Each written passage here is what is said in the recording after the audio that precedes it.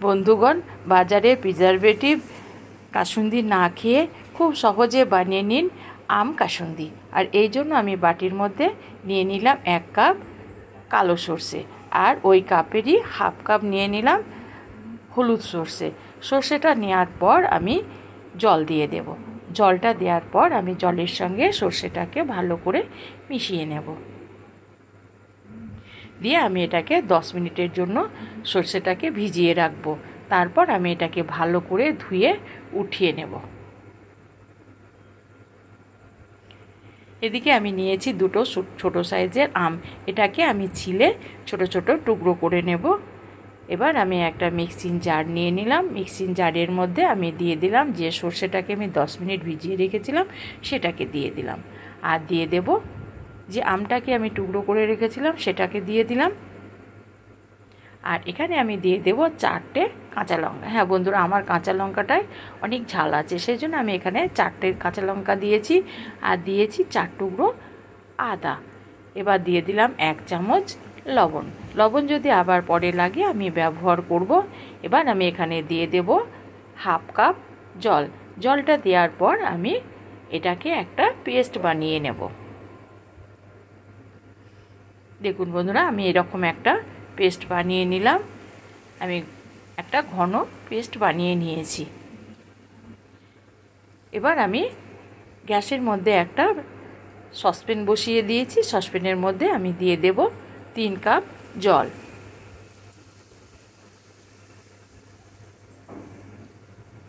আমি গ্যাসটা ধরিয়ে দিলাম। এবার আমি এখানে জলটা আমার গরম হতে থাকবে। আমি এখানে দিয়ে দিলাম হাফ চামচ হলুদের গুঁড়ো, আর দিয়ে দিলাম হাফ চামচ কাঁচা লঙ্কাটা আমি আগেই ব্যবহার করেছি, সেই জন্য আমি হাফ চামচ দিয়ে দিলাম লঙ্কার গুঁড়ো। এবার আমি হলুদ লঙ্কার গুঁড়োটাকে জলের সঙ্গে মিশিয়ে নেব। এই অবস্থায় আমি এবার দিয়ে দেব যে সর্ষেরটা আমি পেস্ট বানিয়ে রেখেছি, সেটাকে দিয়ে দিলাম। পেস্ট করা সর্ষেটাকে এবার আমি ভালো করে মিশিয়ে নেব জলের সঙ্গে। আর অনবরত নাড়তে থাকবো যাতে তলে পুড়ে না যায় এইভাবে।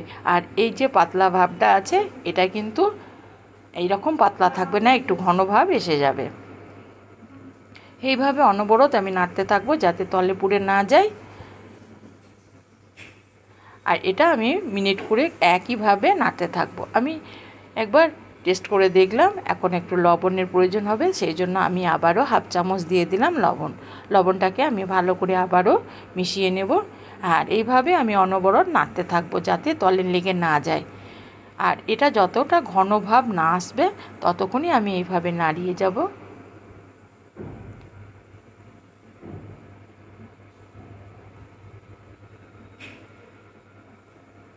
দেখুন বন্ধুরা, অনেকটাই ঘনভাব আসতে শুরু করেছে। এই অবস্থায় আমি এখন দিয়ে দেব হোয়াইট ভিনিগার 1 হাতা, মানে সারা বছর খাওয়ার জন্য, যাতে আমার কাসুন্দিটা ভালো থাকে বা ঠিকঠাক থাকে, সেই জন্য আমি এখানে 1 হাতা দিয়ে দিলাম হোয়াইট ভিনিগার। এবার ভিনিগারটা দেওয়ার পরও একটু পাতলা হয়ে যাবে, সেই জন্য আবারও আমি একইভাবে নাড়তে থাকবো। এভাবে একবার বাড়িতে বানিয়ে দেখবেন, সারা বছর একদম নষ্ট হবে না, খেতে কিন্তু ভীষণ মজা। যে কোনো এটা আচার হিসাবেও কিন্তু খাওয়া যাবে। অনবরত আমি এইভাবেই নাড়তে থাকবো।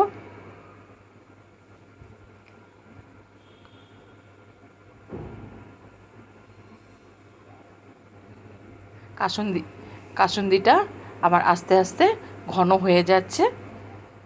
দেখুন বন্ধুরা, ঘনত্ব ভাব এসে গেছে। এটা হতে হতে মোটামুটি আমার 20 থেকে 25 মিনিট সময় লাগবে। দেখুন আমার ঘন ভাব এসে গেছে। এই অবস্থাতে আমি এখন গ্যাসটাকে কমিয়ে দেব। আর দিয়ে দেব 1 হাতা সর্ষের তেল।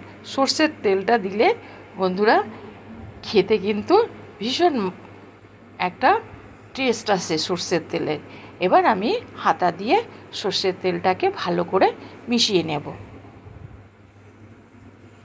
আর এই মেশাতে মেশাতে আমি এখানে দিয়ে দেব 2 চামচ চিনি।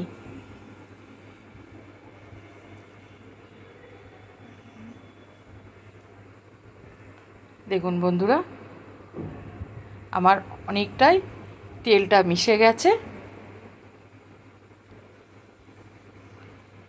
এবার চিনিটা আমি দিয়ে দিলাম। চিনিটা দেওয়ার পর আবারও আমি মিনিট 5 এইভাবেই নেড়ে নেব। আর এই চিনিটা ব্যালেন্সের জন্য দেয়া। এভাবে চিনিটাকে আমি ভালো করে মিশিয়ে নিলাম। দেখুন এইভাবে এই রকম ঘনত্ব রাখতে হবে। এবার আমি গ্যাসটাকে বন্ধ করে দেব। তারপর আমি একটা বাটির মধ্যে ঢেলে নেব। দেখুন বন্ধুরা, ঘনত্বটা দেখুন। একবার বানিয়ে সারা বছর জুড়ে খান।